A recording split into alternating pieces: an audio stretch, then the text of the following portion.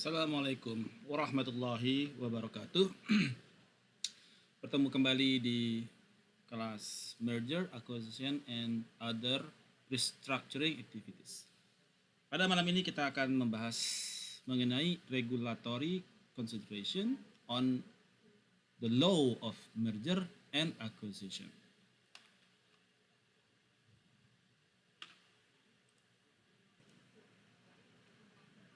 Pada topik ini kita masuk ke topik yaitu regularly consideration, ya,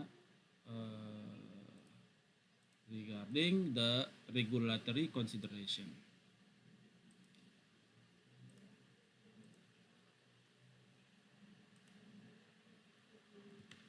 Apa yang menjadi legal framework terhadap merger law ini? Ada 5 legal framework yang kita gunakan di dalam law of merger, yaitu ada artikel nomor 5 tahun 99 terhadap prohibition of monopolistic practice, kemudian government regulation nomor 57 2010 terkait consolidation of company in acquisition of shares. Kemudian ada KPPU regulation nomor 4 tahun 2012. Kemudian ada KPPU regulation nomor 3 tahun 2019 terkait dengan assessment of mergers, dan KPPU regulation nomor 1 tahun 2020 tentang electronic cash handling. Topik ini sudah saya berikan di topik Anda, yaitu mulai dari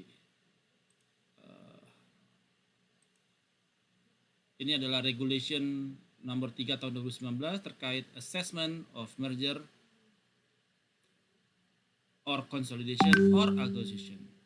Kemudian terkait dengan nomor 3 tahun 2012 tentang peraturan KPPU terkait perubahan peraturan KPPU tentang pengawasan persaingan tentang penggabungan dan peleburan badan usaha.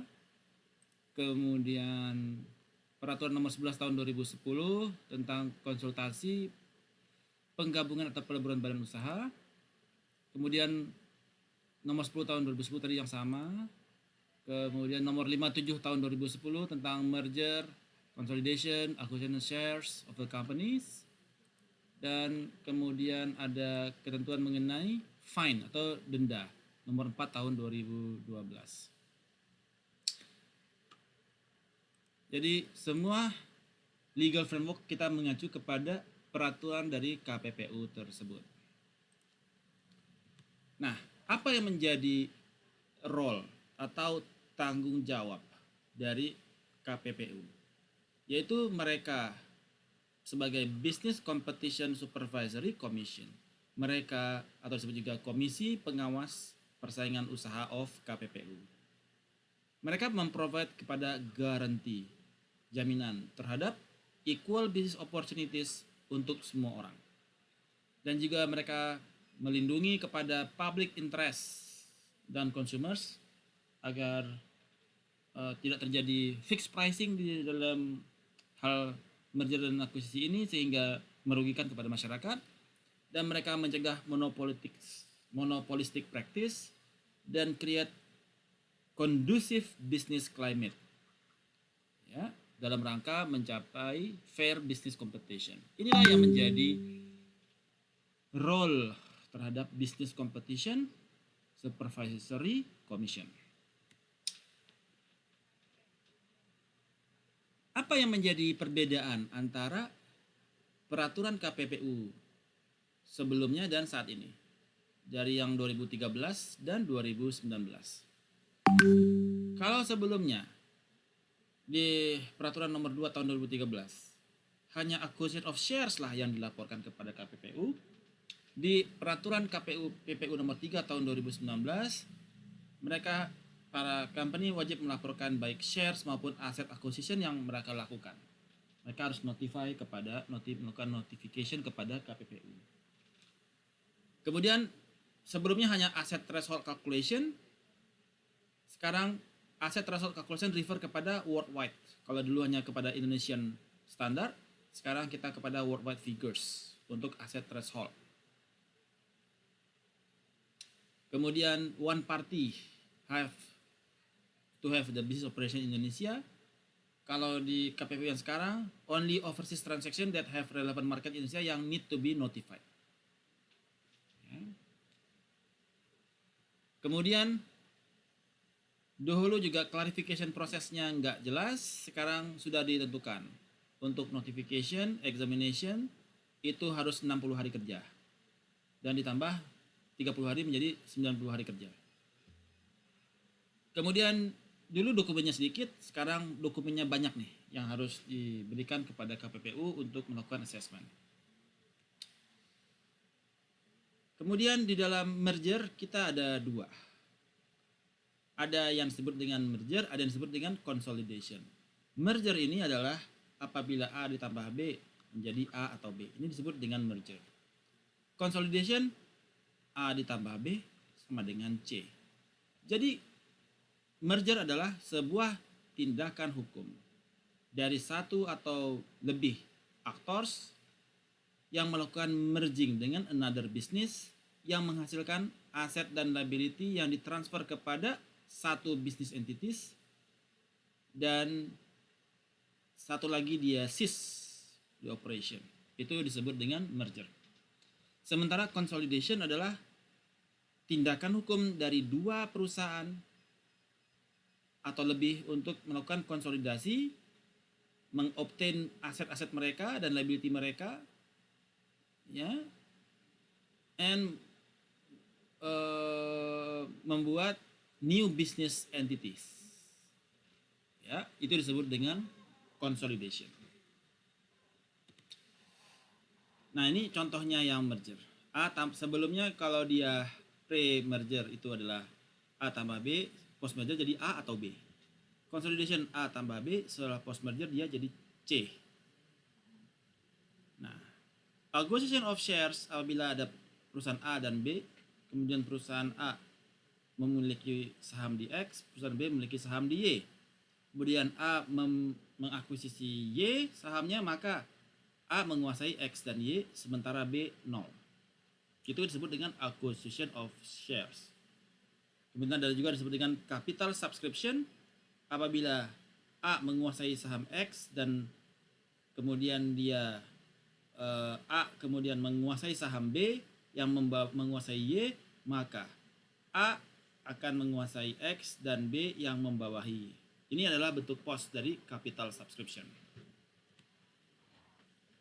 Sebagaimana saya sampaikan di dalam peraturan yang dibuat yang baru adalah bahwasanya shares acquisition dan asset acquisition harus dilaporkan kepada KPPU berdasarkan regulasi nomor 3 tahun 2019. Di mana shares acquisition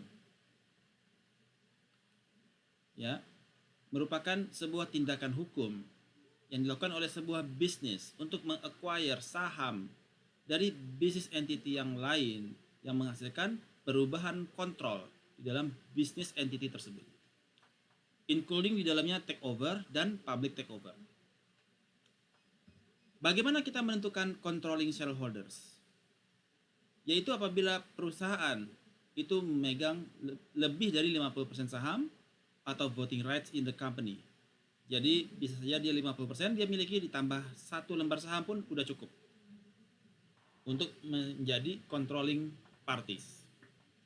Dan apabila dia kurang, memiliki hanya 50 atau kurang, tapi dia bisa melakukan influence dan determine policies, maka itu bisa menjadi influence di situ. Jadi dia bisa memiliki rights untuk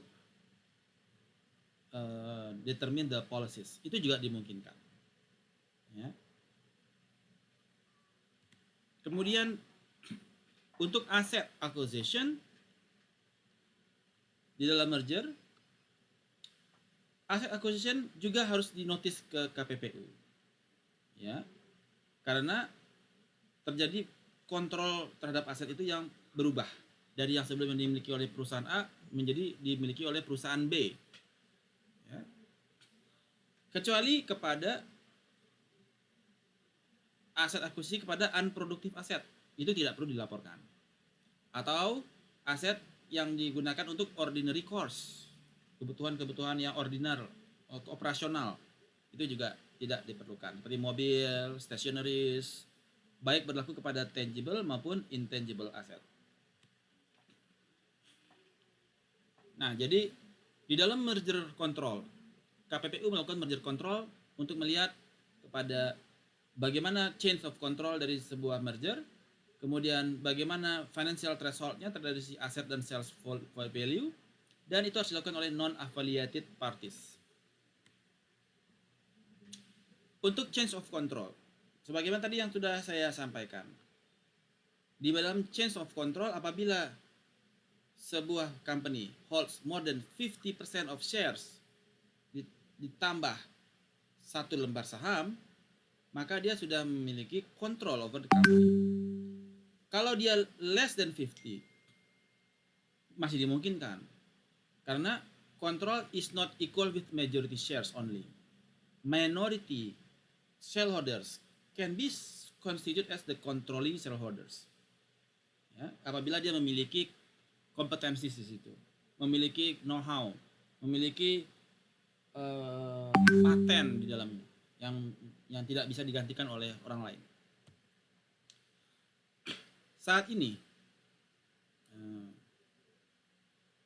terjadi kurang lebih sampai dengan 2020 ada 147 overseas merger yang terjadi dari perusahaan asing ke Indonesia. Ya. 526 notification disampaikan ke KPPU sejak diterbitkannya Government Regulation nomor 57 tahun 2010. Ada pengambil alihan aset, pengambil alihan segala macam. Dan ada terjadi 5 merger dengan remedies atau syarat, yaitu kepada Nestle dan Wyeth. Nanti kita akan bahas.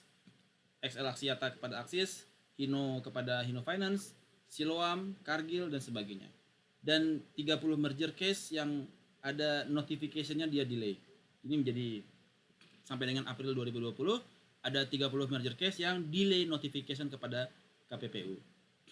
Dan sudah terjadi 32 consultation kepada KPPU sejak dirilisnya Government Regulation nomor 57 2010.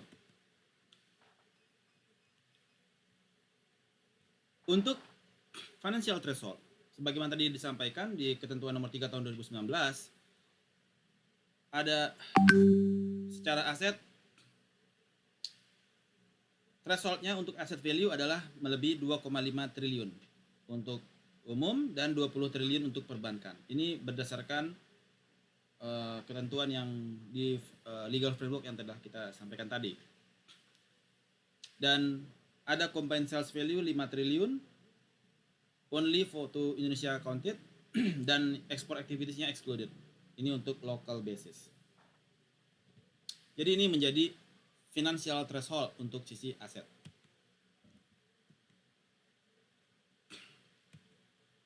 Kemudian di dalam kegiatan di KPPU, di dalam melakukan merger control, maka parties yang melakukan merger bisa melakukan notification berupa consultation dan notification. Consultation dilakukan pra-closing of the merger, notification pasca closing of the merger. Consultation dilakukan oleh para parties kepada KPPU dan notification adalah pemberitahuan bahwasanya acquisition telah terjadi, ya, kepada KPPU. Nah, ini yang menjadi dokumen yang dibutuhkan oleh KPPU untuk melakukan assessment dari kegiatan notifikasi tersebut. Pertama adalah power of attorney, surat kuasa, kemudian cover letter dari notaris, notification form apakah transaksinya sudah completed atau not completed dan sudah sign. Kemudian legal documents yang menjelaskan legal effective date of transaction. Kemudian deed of establishment, sudah terdibuatnya persetujuan dari Menteri Labor and Human Rights untuk perubahan akte pendirian perusahaan. Dikarenakan telah terjadinya merger, maka terjadi penambahan shares, penambahan aset, dan lain sebagainya, dan itu sudah disetujui oleh Ministry of Labor and Human Rights.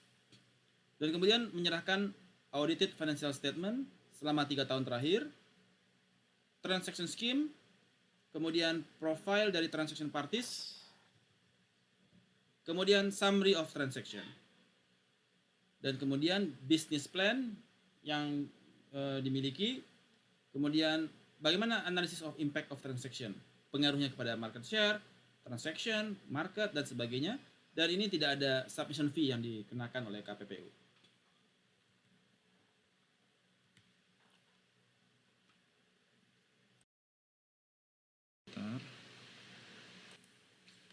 Oke, suara saya terdengar? Terdengar, Pak. Oke, jadi itulah yang menjadi dokumen yang diperlukan untuk kita melapor kepada KPPU ya. Nah, ada di atas. Jadi persyaratan KPPU itu tadi jadi banyak banget ternyata ya.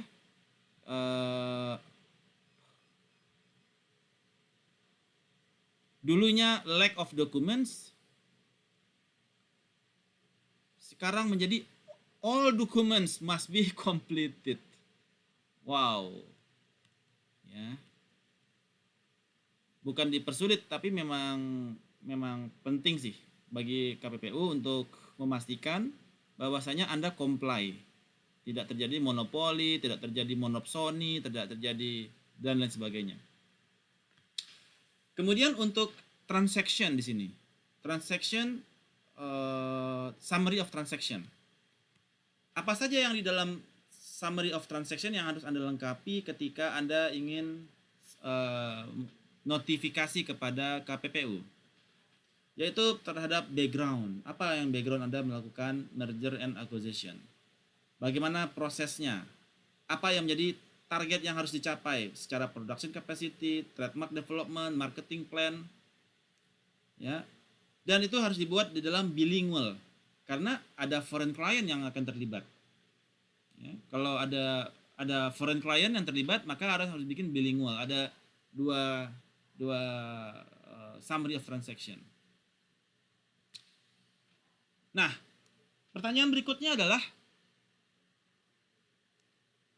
kapankah legal effective date dari sebuah transaksi? Kapan legal effective date dari transaction terkait dengan merger ini? Semua itu adalah 30 hari.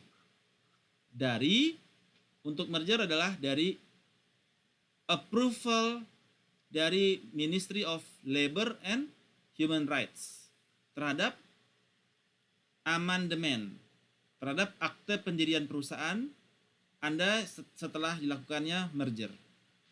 Ya, AOA, Article of Association. Jadi ada persetujuan terhadap perubahan akte pendirian perusahaan. Karena Anda melakukan merger, maka akte perusahaan harus berubah dong. 30 hari setelah approval dari Ministry of Labor, maka legal effective date-nya berlaku. 30 hari setelah approval. Kemudian untuk konsolidasi. Kapankah dia effective date-nya? Oh, sorry. Oh iya, betul. Untuk konsolidasi adalah ketika terjadi persetujuan dari Ministry of Labor and Human Rights terhadap deed of establishment of company, pendirian perusahaan baru. Jadi, kalau tadi kan perubahan akta. Kalau ini adalah konsolidasi adalah pendirian perusahaan baru karena A tambah B sama dengan C. Maka harus ada pendirian akta perusahaan baru, yaitu C. Ya. Kalau dia non PT, maka adalah 30 hari setelah signing date dari kegiatan merger agreement by transaction parties. Tidak perlu kepada Ministry of Labor and Human Rights. Untuk akuisisi dari saham,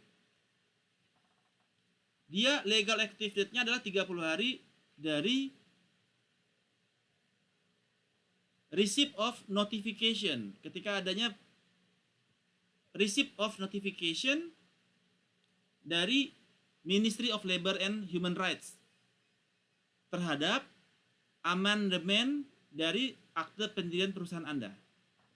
Artinya ada notifikasi dari Kementerian Tenaga Kerja dan Hak Asasi Manusia terhadap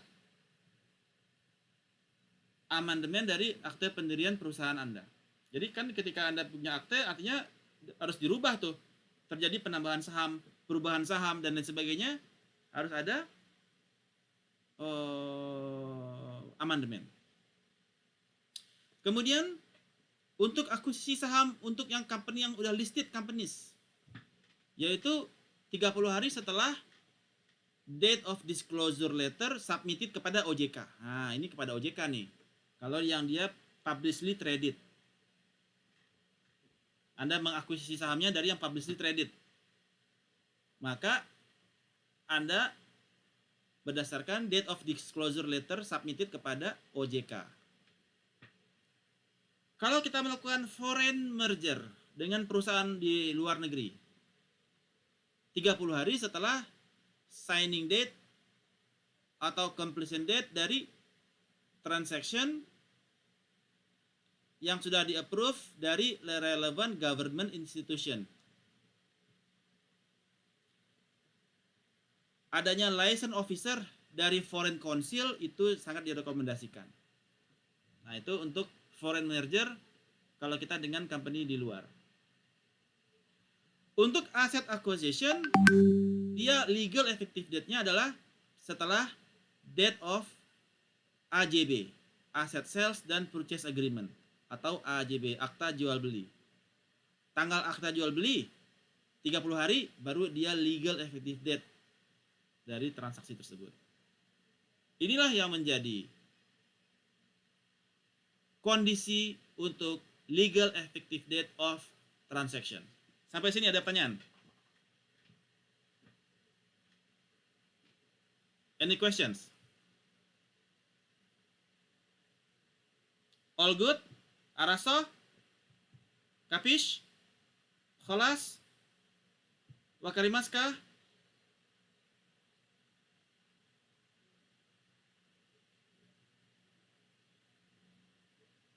All good? Atau masih bingung? Pak, Ya, silakan Pak Suari. ini kalau dari sisi legalnya sih menarik Pak. Kenapa harus menunggu? Saya nggak tahu. Wah, ini pasti bunyinya dari ketentuan kan Pak, 30 hari from approval. Nah, Ya, ini ketentuan. cuma ketika ada transaksi in between, berarti ketika itu ada masalah, bisa jadi yang transaksi itu bisa menjadi tidak diakui atau menimbulkan hukum yang lebih luas lagi gitu Pak, berarti ya. Artinya ketika di dalam 30 hari ada dispute masih bisa lapor ke KPPU Pak.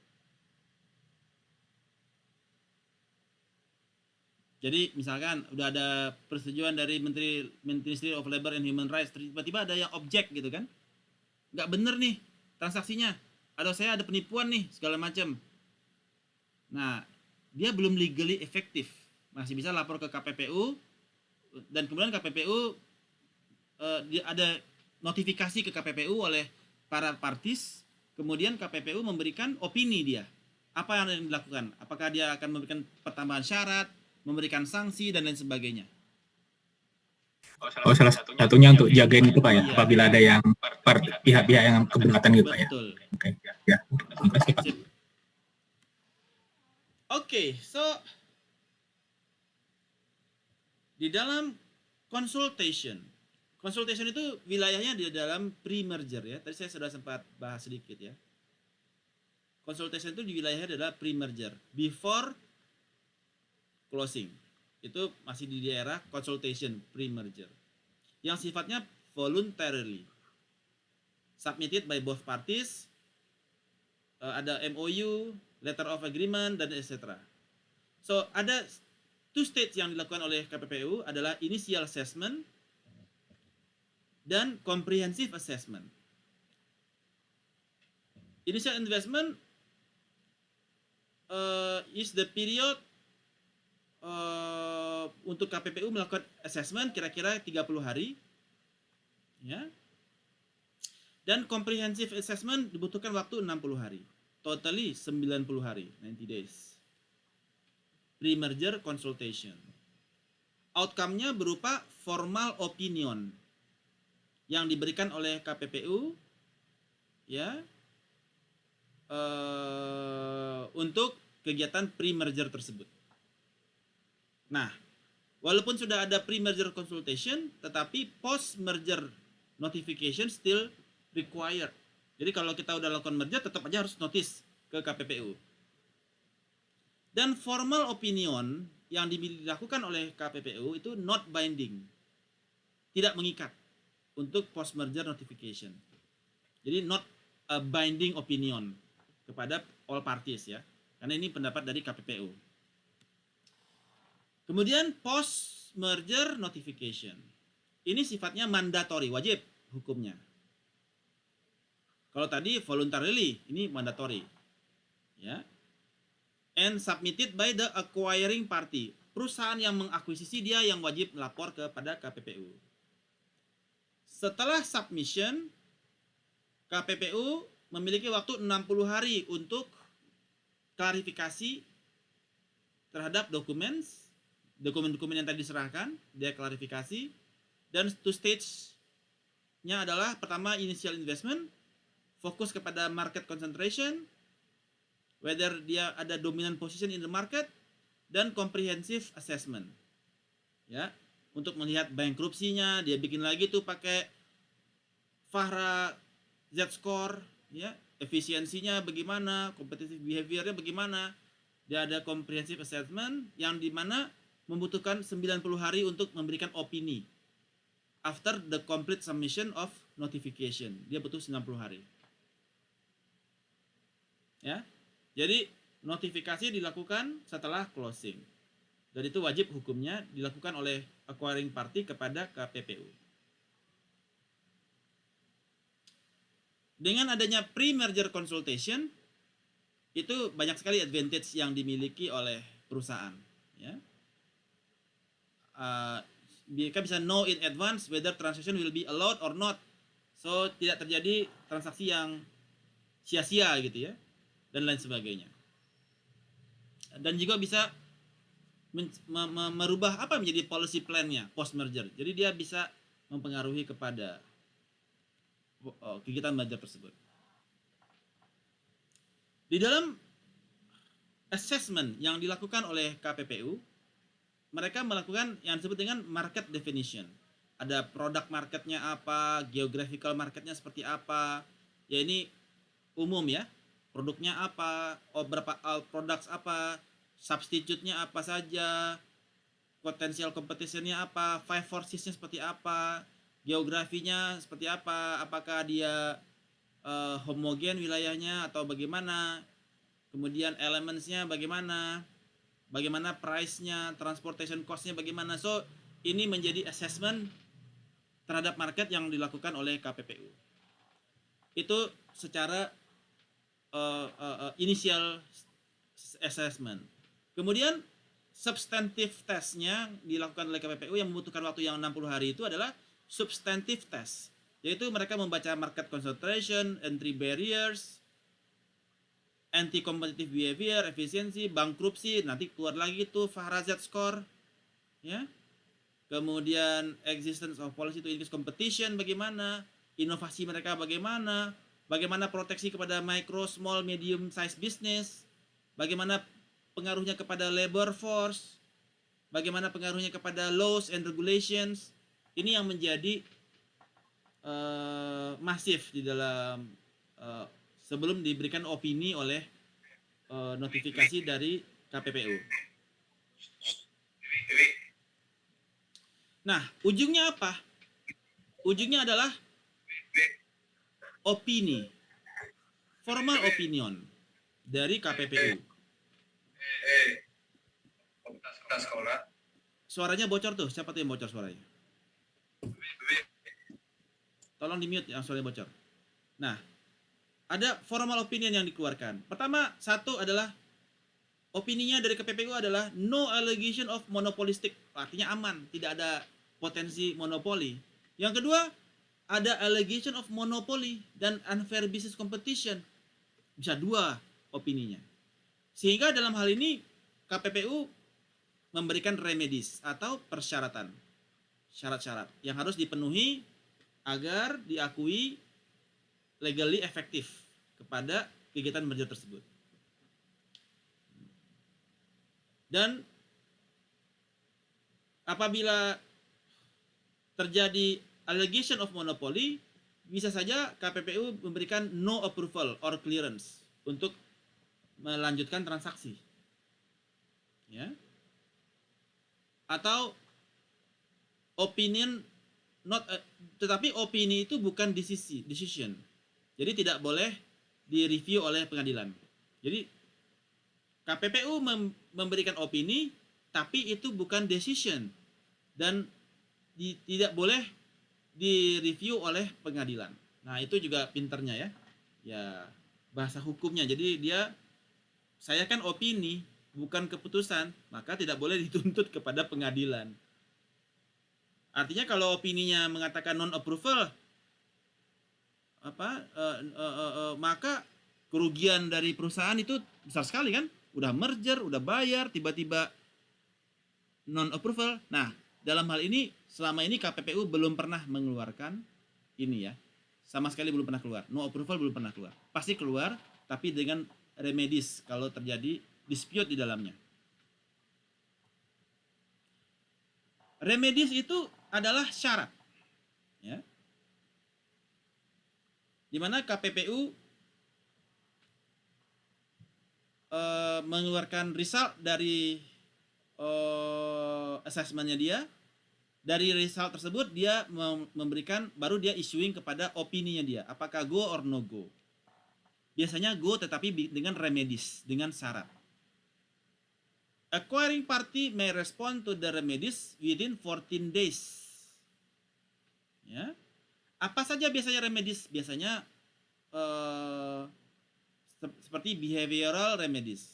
Atau misalkan dari KPPU meminta adanya eliminating, di drop itu eksklusif kontrak, nggak boleh pakai eksklusif kontrak, atau tidak boleh ada switching cost. Kalau orang mau pindah produsen ya pindah aja, nggak perlu switching cost gitu kan. Atau bundlingnya nggak boleh bundling, dan atau tidak boleh adanya purchase barrier dan lain sebagainya. Dan ini lebih kepada behavioring remedies. Itu yang biasanya menjadi syarat-syarat yang diberikan oleh KPPU kepada company yang memiliki issues terhadap monopolistik ya, seperti itu. Nah, banyak sekali contoh-contoh remedies yang terjadi. Misalkan ketika Nestle dan Wyeth melakukan merger, KPPU meminta reporting 3 tahunan secara berturut-turut secara monthly price dan sales volume data kepada Nestle ya, untuk produk babies, untuk produk bayi, karena mereka mengkhawatirkan terjadinya fixed pricing yang bisa merugikan customer. Jadi KPPU ingin kontrol si Nestle harus kirim tiap bulan berapa harga dan berapa sales. Kalau harga naik, salesnya kalau harganya naik, salesnya turun, itu yang menjadi concern daripada KPPU. Karena itu bisa berakibat kepada monopoli dan fixed price dilakukan oleh Nestle dan Wyeth. Kemudian di tahun 2014, XL dan Axis ya diminta untuk mempertahankan Maverick position. Nah, ini apa Maverick? Kayak Top Gun ya. maverick position. Mereka harus selalu menyampaikan market development product dan tarif report setiap 3 bulan. Jadi ini ada concern yang dimiliki oleh KPPU terhadap cenderungan monopoli di situ. Dan banyak lainnya, berbagai macam remedies yang persyaratan yang dikenakan oleh KPU kepada perusahaan-perusahaan yang melakukan merger dan akuisisi ini. Ya. Oke. Nah, ini adalah ketika Anda terlambat untuk memberikan notifikasi kepada KPU. Ada fines itu, ada sanksi yang diatur di denda ya. Ada di sini nih. Denda, aduh, semuanya ada di sini nih. Denda. Ini denda kah?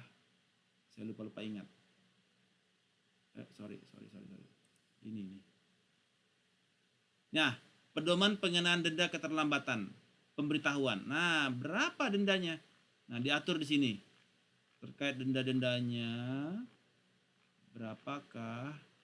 Nah, jadi itu yang menjadi acuan kepada ini.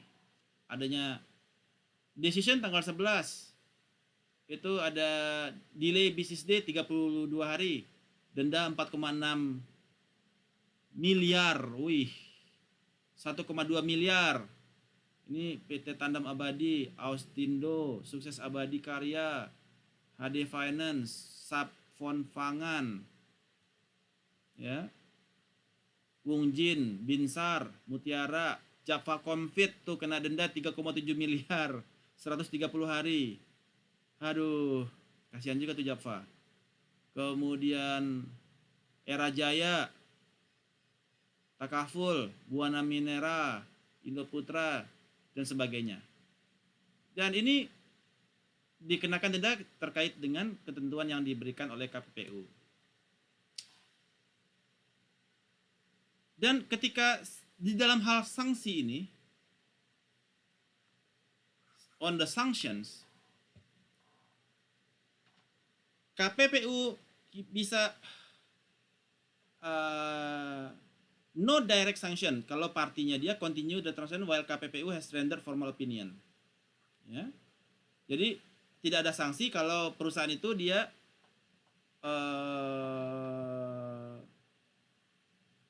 ada allegation of monopolistic, ya.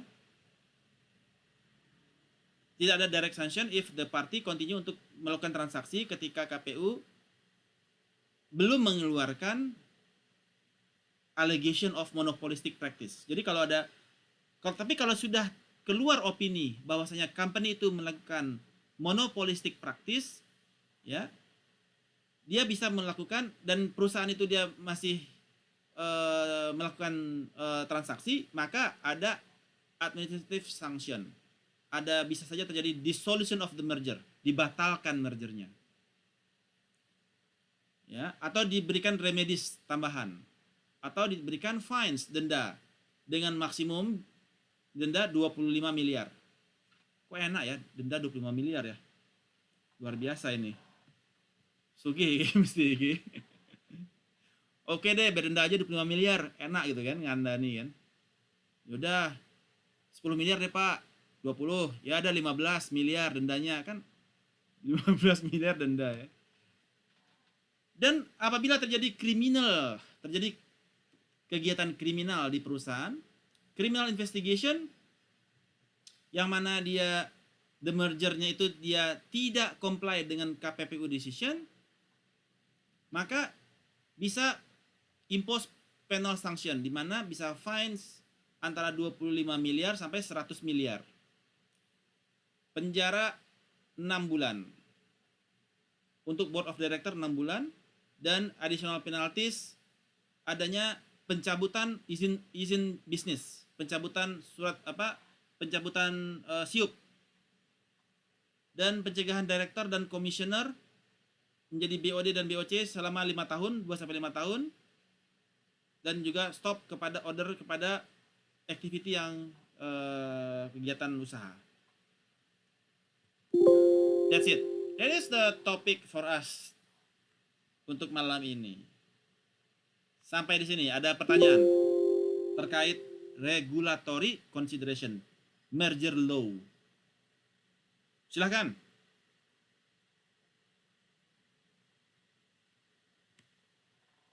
Any questions?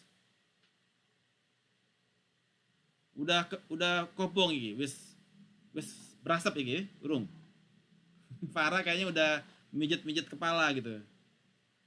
Farah mau tanya itu Pak. Ya, silakan Farah, apa yang mau ditanyakan?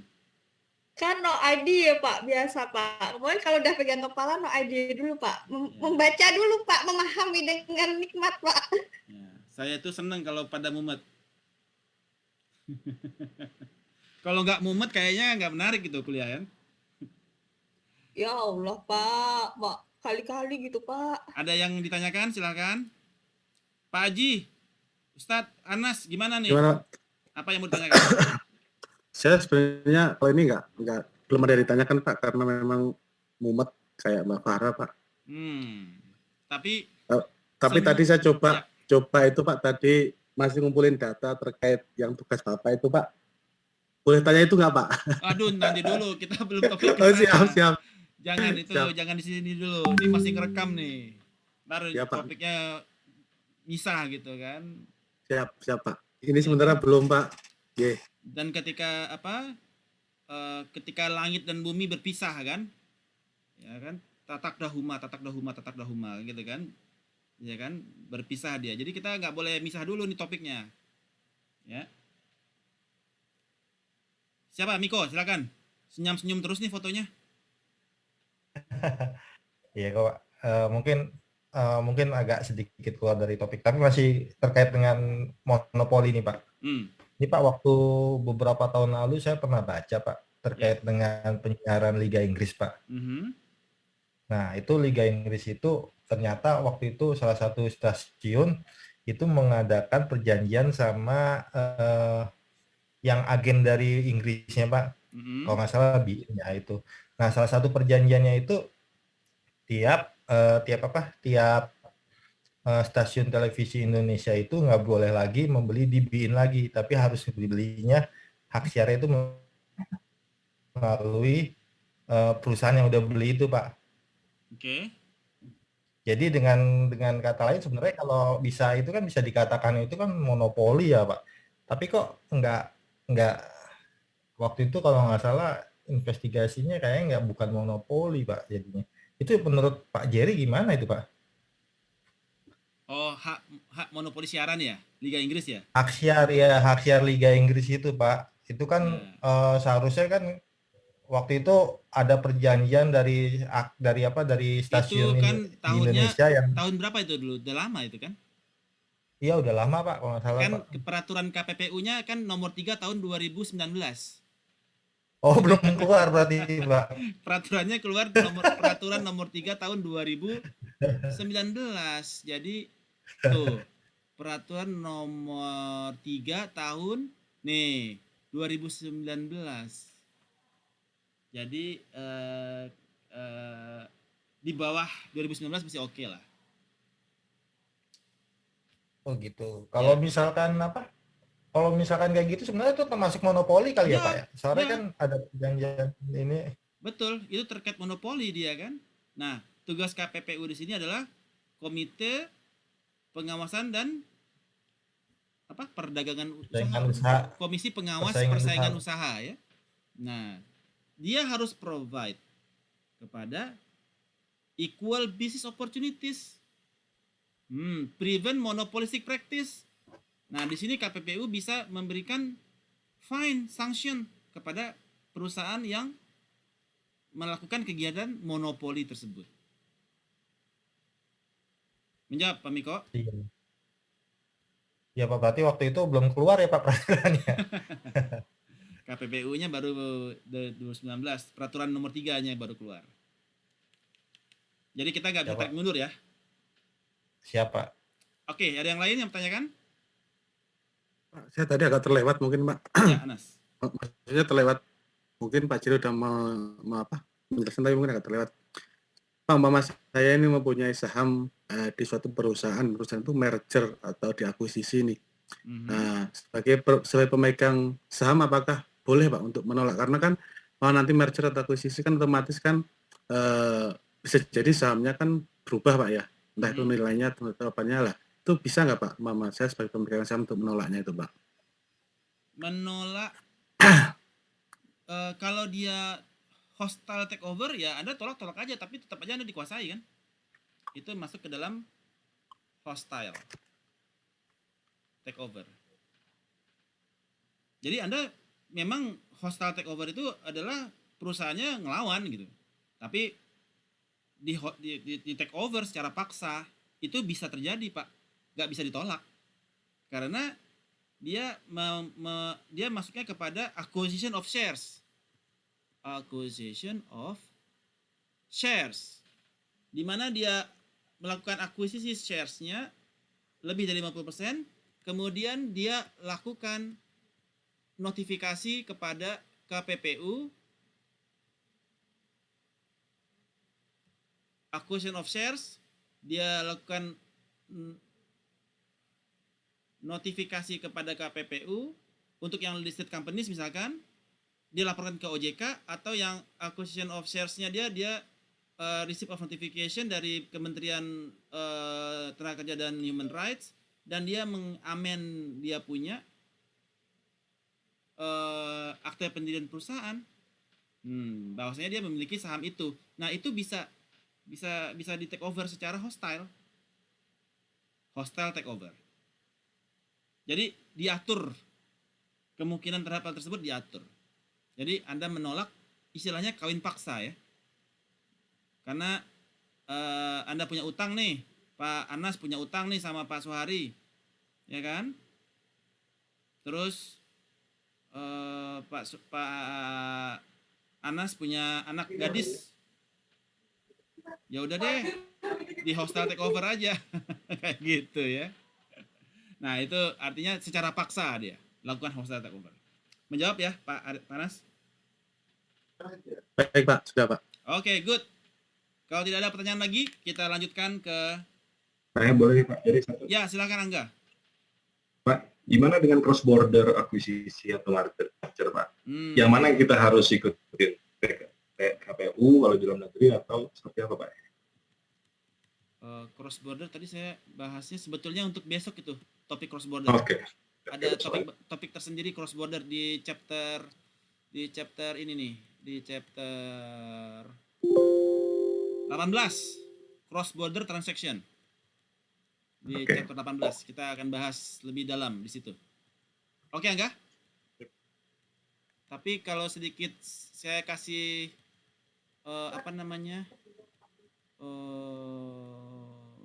cross border sini saya nggak bahas ya. Nggak saya bahas di sini kan? Memang nggak ada kan tadi kan? Belum ada kan? Tapi itu tadi sedikit dibahas itu cross border untuk ada. Di sini. Cross border. Foreign merger. Ini Angga. Di foreign merger ada sini. Bahwasanya ada approval dari relevant government di situ. Transaction ada signing date-nya dari transaction approval untuk dari relevant government institution. Jadi ada license officer yang dibutuhkan dari foreign council, itu direkomend di sini. Itu untuk foreign merger. 30. Jadi legal effective date-nya 30 hari setelah signing date dari approval dari misalkan di perusahaan di Afrika. Nah, ada dari legal government di situ. Kalau misal kasusnya kayak Freeport itu Pak, berarti relevant government institution-nya dari US ya Pak? Nah, Indonesia yang posisi. Oke. Jadi kita Indonesia melakukan akuisisi kan? Yes. Indonesia melakukan akuisisi kepada foreign company kan? Ya. Yang beroperasi di Indonesia. Yes. Maka itu ada approval from relevant government institution. Tetapi dalam hal ini yang melakukan akuisisi adalah kita kepada perusahaan yang di Indonesia. Nanti ada lagi peraturan yang mengatur.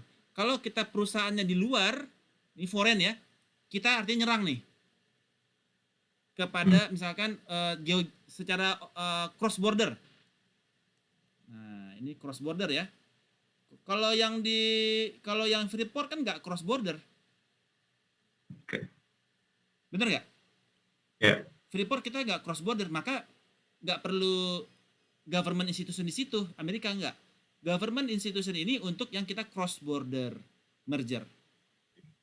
Oke. Menjawab enggak? Ntar kita akan detailkan di cross border ya. Thank you, Pak. Oke. Baik. Masih ada pertanyaan? Kalau tidak, kita lanjutkan ke